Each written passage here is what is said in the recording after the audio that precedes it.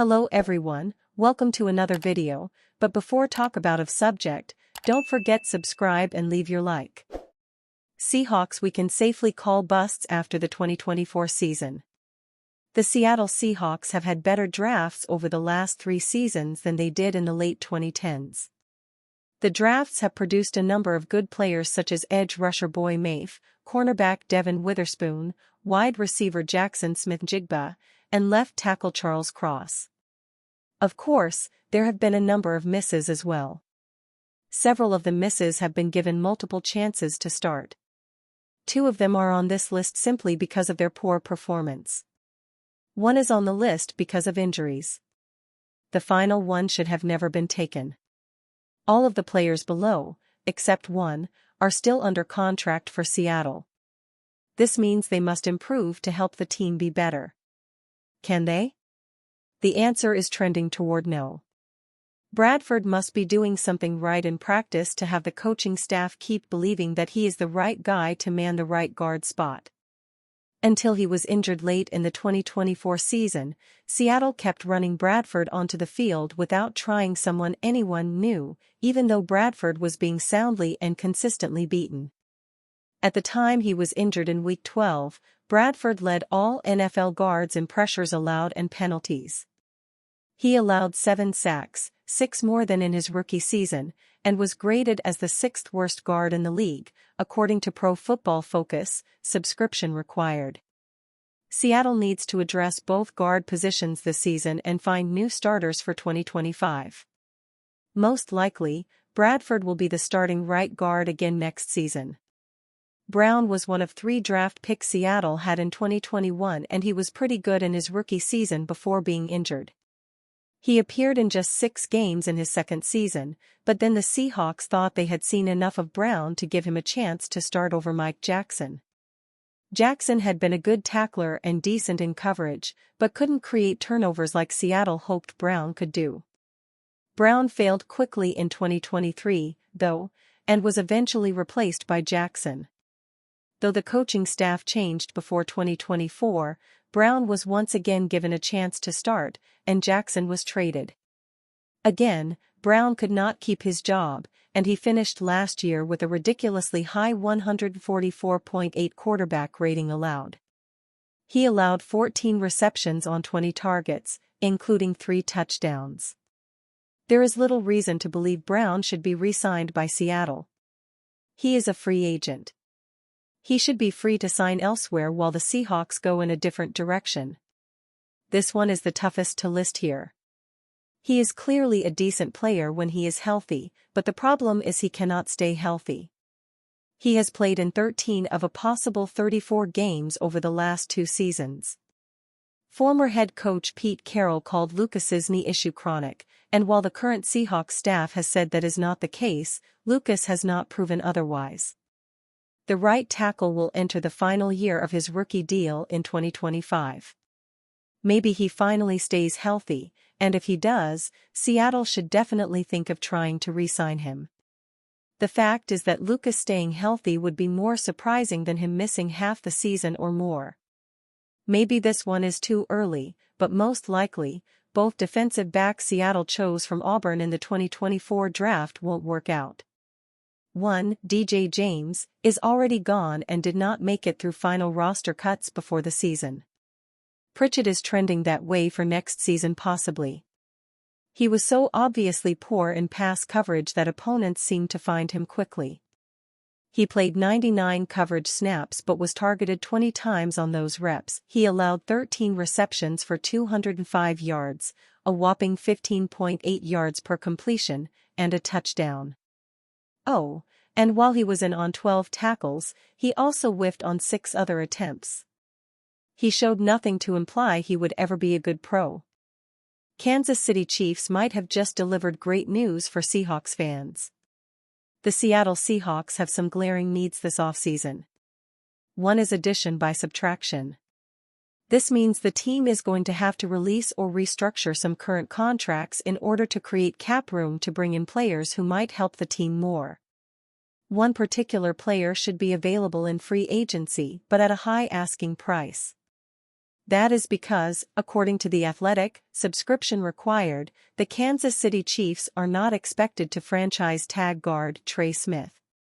Maybe the Chiefs assume they can get a contract worked out before Smith chooses another team, but it is a risk.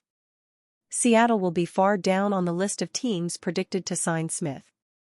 Not because the Seahawks cannot use him, but because Seattle doesn't have the cap space. Yet. The team could easily move on from players such as wide receiver Tyler Lockett and edge rusher Draymond Jones, among others. The team can create more than $50 million by doing so. Is that enough to sign Smith, who could reach a deal that pays him at least $20 million a season?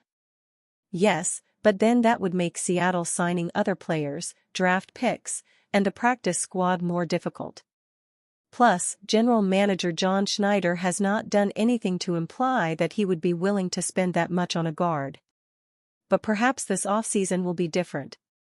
Every Seahawks fan and everyone in the Seattle organization likely knows that while the team has some needs, fixing the offensive line should be of the highest priority. Does bringing in Smith fix that alone? No, but it goes a long way toward doing so. The guard allowed just 1 sack in 829 pass block snaps in 2024. He only allowed 2 sacks each in 2022 and 2023. He is an even better run blocker, and he is only 25 years old. There were questions about Smith's health when he was drafted in 2021. He had a blood clot issue in college, but those fears have been put aside as he has missed just 1 game in his career again. Smith will be an expensive player to sign, but the Seahawks are also close to being a playoff-caliber team. With a better offensive line, there is no reason to believe that Seattle will not make the postseason next year. Once there, the defense should be good enough to make Seattle a dangerous team to play. Smith at right guard, teamed with left tackle Charles Cross, should at least get Seattle to being a middle-of-the-pack offensive line in the league. That could make Seattle capable of winning the NFC West. Is there any chance Locket remains on Seahawks in 2025? It feels like the writing is on the wall for Tyler Lockett. The longtime Seattle Seahawks wide receiver still has 1 year left on his contract, but he's set to carry a massive $30.895 million salary cap hit for 2025, according to Over the Cap. Given his age and declining production, that makes the 32-year-old Lockett an obvious cap casualty candidate. The Seahawks are currently projected to be $13.5 million over the cap, which is the 4th worst cap situation in the league.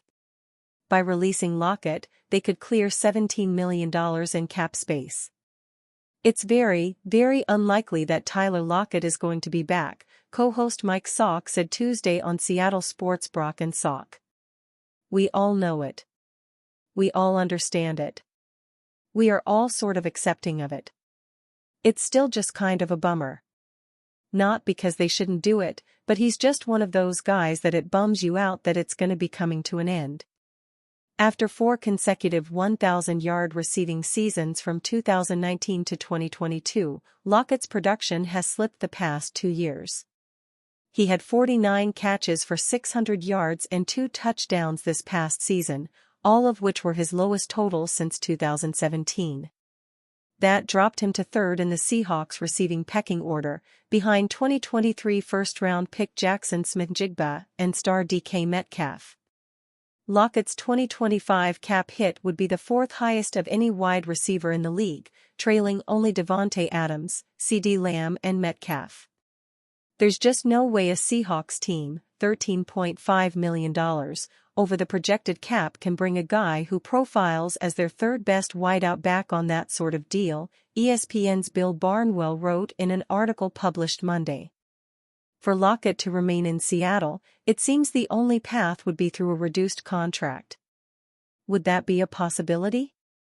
Former NFL quarterback Brock Howard doesn't think it's likely. I just think from a path and runway standpoint, you're gonna have to develop the next young guy, Howard said. You don't want your 3rd receiver to be 30-something years old. You want that guy ascending and growing and developing. And I think also when you've made what he's made here and produced the way he's produced here, it's hard for those guys to just be on a league minimum kind of deal.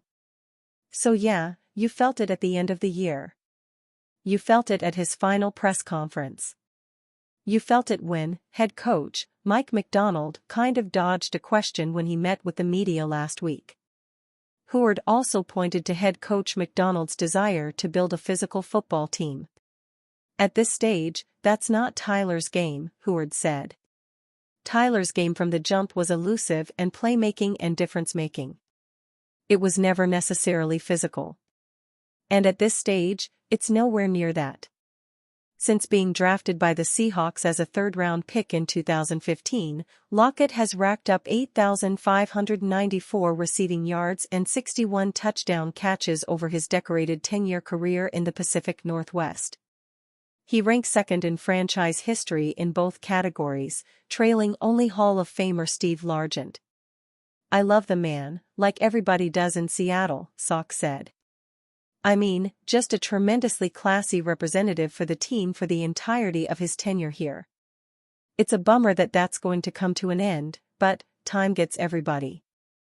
It's just sad that that era's over, but from a football standpoint, to me this is about as big a no-brainer as you're gonna find." Listen to the full conversation at this link or in the audio player near the top of this story. Tune into Brock and Sock weekdays from 6 to 10 a.m. or find the podcast on the Seattle Sports app. And you fan? Do you think about Tyler Lockett's situation? Write on the comments.